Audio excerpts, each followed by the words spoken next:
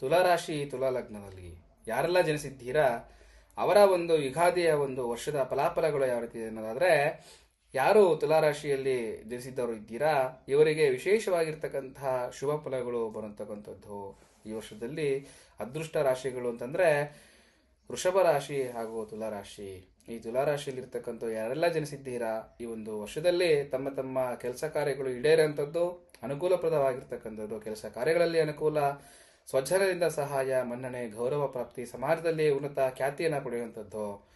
ಎಲ್ಲಿ ತನಕ ಅಂತಂದರೆ ಮಿಥುನ ರಾಶಿಯಲ್ಲಿ ಗುರು ಇರೋ ತನಕ. ಹಾಗೆ ಗುರು ಸಂಚಾರದ ನಂತರ ತುಲಾರಾಶಿಯಲ್ಲಿ ಇರ್ತಕ್ಕಂಥವರಿಗೆ ಸ್ವಲ್ಪ ಅಡೆತಡೆಗಳು, ಸಮಸ್ಯೆಗಳು, ಬಾಧೆಗಳು ಬರೋದ್ರಿಂದ ತದನಂತರದಲ್ಲಿ ನೀವು ಬಹಳ ಎಚ್ಚರಿಕೆಯನ್ನು ನೀವು ವಹಿಸಬೇಕಾಗುತ್ತೆ. ಏನು ಎಲ್ಲ ಅನುಕೂಲ ಆಗ್ತಾ ಇದೆ, ಒಂದೇ ಸತಿ ಮೇಲೋಗ್ಬಿಡೋಣ ಅಂತ ನೀವು ಧುಮುಕ್ಬಿಟ್ರೆ ಎಷ್ಟು ಮೇಲೋಗಿರ್ತೀರೋ ಅಷ್ಟೇ ಕೆಳಗೆ ಬರ್ತೀರಾ. ಹಾಗಾಗಿ ತುಲಾರಾಶಿಯವರು ಬಹಳ ಜಾಗ್ರತೆಯಿಂದ ಇರಬೇಕಾಗುತ್ತೆ. ಇನ್ನು ತುಲಾರಾಶಿಯಲ್ಲಿ ಯಾರೆಲ್ಲ ಮದುವೆ ಆಗಿದ್ದೀರಾ ಅವರಿಗೆ ಸಾಂಸಾರಿಕ ಜೀವನದಲ್ಲಿ ಉನ್ನತಿ ಮತ್ತು ಏನಾದರೂ ಒಂದು ನೀವು ಕನಸುಗಳನ್ನ ಕಟ್ಕೊಂಡಿದ್ರೆ ಅದಕ್ಕೆ ಸಹಾಯ ಆಗುವಂಥದ್ದು, ಅಥವಾ ವಿಶೇಷವಾಗಿರ್ತಕ್ಕಂತಹ ವಸ್ತುಗಳನ್ನು ನೀವು ಖರೀದಿ ಮಾಡುವಂಥದ್ದು, ಹಾಗೆ ನೀವು ಇಷ್ಟಪಟ್ಟಂತಹ ಒಂದು ಜಾಗಗಳಿಗೆ ನೀವು ಹೋಗುವಂಥದ್ದು ಆಗ್ತಾ ಹೋಗುತ್ತೆ. ಯಾರೆಲ್ಲ ಮದುವೆ ಆಗಿಲ್ಲ ಅವರಿಗೆ ಶುಭ ಫಲಗಳು ಅಥವಾ ಮಂಗಳ ಕಾರ್ಯಗಳು ಆಗುವಂಥದ್ದು ಆಗ್ತಾ ಹೋಗುತ್ತೆ. ಇನ್ನು ಯಾರಿಗೆಲ್ಲ ಸಂತಾನ ಆಗಿಲ್ಲ ಅವರೆಲ್ಲರಿಗೂ ಕೂಡ ಈ ಒಂದು ಸಮಯದಲ್ಲಿ ನಿಮಗೆ ಖುಷಿ ಸುದ್ದಿ ಬರುವಂಥದ್ದು, ಅನುಕೂಲಪ್ರದ ಆಗಿರ್ತಕ್ಕಂಥದ್ದು ಆಗ್ತಾ ಹೋಗುತ್ತೆ.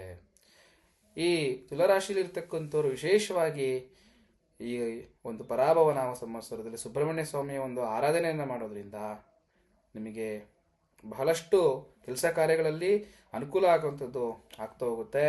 ಹಾಗೆ ಮೀನರಾಶಿಯಲ್ಲಿ ಶನಿ ಇರೋದ್ರಿಂದ ತುಲಾರಾಶಿಯಲ್ಲಿ ಅವ್ರಿಗೆ ಇನ್ನೂ ಸ್ವಲ್ಪ ಕೆಲಸ ಕಾರ್ಯಗಳಲ್ಲಿ ಸುಗಮವಾಗಿರ್ತಕ್ಕಂಥದ್ದು, ಅನುಕೂಲಪ್ರದ ಆಗಿರ್ತಕ್ಕಂಥದ್ದು ಆಗ್ತಾ ಹೋಗುತ್ತೆ. ಹಾಗಾಗಿ ತುಲಾರಾಶಿಯಲ್ಲಿ ಇರ್ತಕ್ಕಂಥವ್ರು ಹೆದರುವ ಒಂದು ಅವಶ್ಯಕತೆ ಇಲ್ಲ.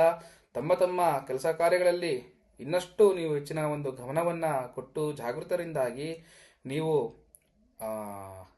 ಕೆಲಸ ಕಾರ್ಯಗಳನ್ನು ಮಾಡಿದ್ದೇ ಆದಲ್ಲಿ ಇನ್ನೂ ಕೂಡ ನೀವು ಹೆಚ್ಚಿನ ಒಂದು ಫಲಾಫಲಗಳನ್ನು ನೀವು ಕಂಡುಕೋಬೋದಾಗಿದೆ. ಶುಭವಾಗಲಿ, ಶುಭಮಸ್ತು.